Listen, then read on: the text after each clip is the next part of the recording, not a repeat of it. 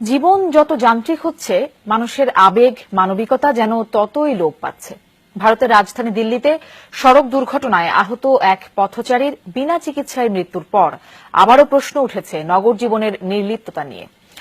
বুধবারের দুর্ঘটনার ভিডিও নিয়ে তোলপাড় চলছে সামাজিক যোগাযোগ মাধ্যমে। বিপদে পড়া মানুষের সহায়তায় এগিয়ে আসার জন্য প্রণোদনার ঘোষণাও দিয়েছে দিল্লি সরকার।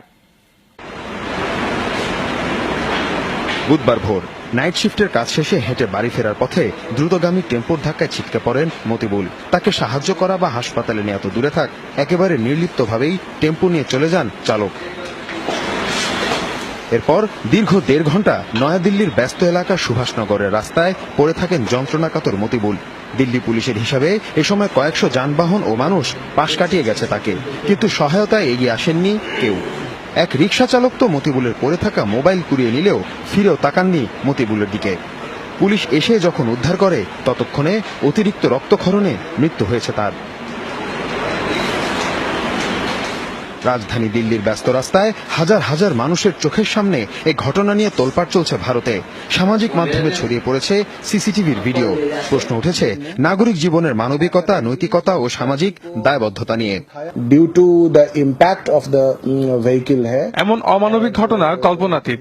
আহত হওয়ার পর 90 মিনিট রাস্তায় পড়েছিলেন তিনি। ঘটনাটি জানার পর পুলিশ একটুও দেরি করেনি। আরো আগে রক্তক্ষরণ বন্ধ করা গেলে বাঁচানো যেত তাকে। কিনারে এক চক্কর লাগায়া হ্যায়। এদিকে মতিবুলের মৃত্যু নিয়ে বিতর্কে নড়েচড়ে বসতে বাধ্য হয়েছে দিল্লি প্রশাসন। দুর্ঘটনা কবলিত মানুষের সাহায্যে এগিয়ে আসাকে অনুপ্রাণিত করতে পুরস্কারের ঘোষণাও দিয়েছে কেজরিওয়াল সরকার।